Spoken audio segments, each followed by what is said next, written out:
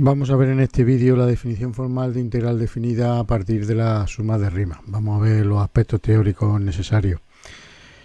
Bueno, pues vamos a coger una función que sea no negativa en un intervalo AB y además continua. Para calcular el área que encierra esa curva entre x igual a A y x igual a B, pues una buena idea es utilizar lo que se conoce como suma de Riemann, la inferior y la superior.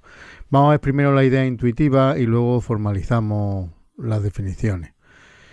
Bueno, pues la idea para calcular ese área que se encierra bajo esa curva entre la abscisa x igual a A y x igual a B es tomar una partición, es decir, dividir el intervalo AB en un número finito de subintervalos, y la suma inferior será la suma de las áreas de cada uno de esos rectángulos que quedan siempre por debajo de la curva, mientras que la suma superior será la suma de las áreas de esos rectángulos en cada uno de esos subintervalos que hemos formado, pero que quedan justo por encima de la curva, ¿vale? Vamos a ver ahora qué significa eso de estar por debajo de la curva y estar por encima de la curva en esos rectángulos, ¿vale? Esta idea es la de la suma inferior y esta idea es la de la suma superior.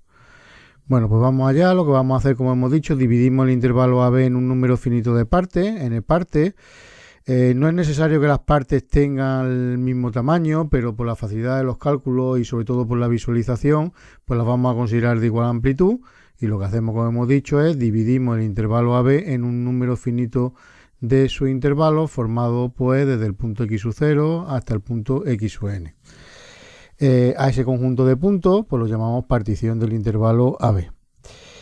Bien, por otra parte, pues lo que vamos a hacer es en cada uno de esos subintervalos, del x sub i menos 1 hasta el x sub i, vamos a llamar mi al menor valor que toma la función f de x en ese subintervalo, ¿vale? Vamos a empezar con la suma inferior. Y pues lo que vamos a hacer es construir, como hemos visto antes en el gráfico, los rectángulos de base, el subintervalo, y de altura, pues ese menor valor que toma la función en ese subintervalo.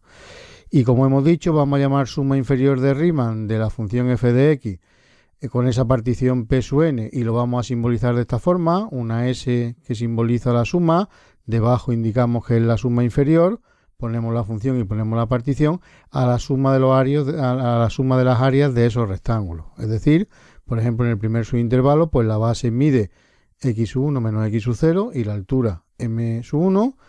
En el segundo subintervalo, pues la base mide x sub 2 menos x sub 1 y la altura m sub 2, y así sucesivamente, pues la suma de toda esa área, que lo podemos simbolizar de esta manera, es lo que le llamamos suma inferior de Riemann. Queda claro, lo hemos visto antes en el gráfico y lo podemos ver aquí con esta definición formal, que el área que hemos calculado con esa suma inferior siempre es menor, como mucho igual, al área que queríamos calcular, ¿vale? Por lo tanto, podemos decir que la suma inferior de Riemann pues es una cota por defecto del área que buscamos.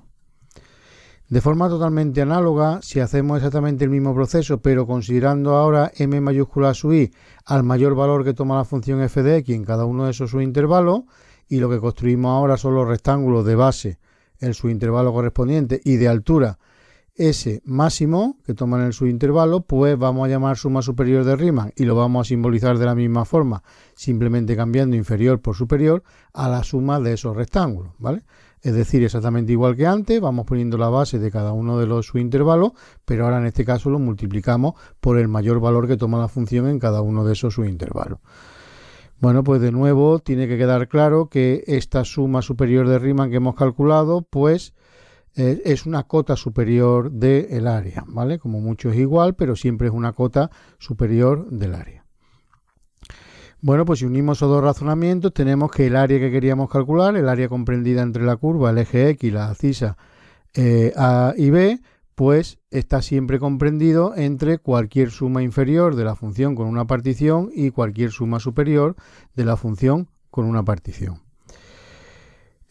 Bueno, más ideas. Es evidente que si tomamos una partición de más puntos, lo que se conoce como una partición más fina, pues tanto la suma inferior de Riemann como la suma superior se aproximan más que antes al área del recinto, ¿vale? Aquí tenemos una representación gráfica de lo que sería coger una partición más fina. Bueno, pues si tomamos límite cuando n tiende a infinito, es decir, el número de puntos que consideramos la partición tiende a infinito, pues se puede demostrar que ambas sumas de Riemann, tanto la superior como la inferior, convergen al mismo valor. Es decir, que el límite de las sumas superiores cuando n tiende a infinito coincide, este es el de las superiores, coincide con el límite cuando n tiende a infinito de las sumas inferiores.